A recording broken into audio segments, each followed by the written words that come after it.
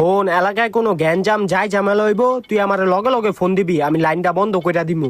আচ্ছা স্যার। যা এখন। স্যার বৃষ্টি পড়তাছে। কি এলাকায় বৃষ্টি হইতাছে? ল লাইন বন্ধ। স্যার এলাকার ভিতরে মারপিট হইতাছে। কি মাইটপিট হইতাছে? ল লাইন বন্ধ। স্যার অনেক পাতার চাচ্ছে, গাছের পাতা লড়তাছে। কি গাছের পাতা লতাছে? ল লাইন বন্ধ।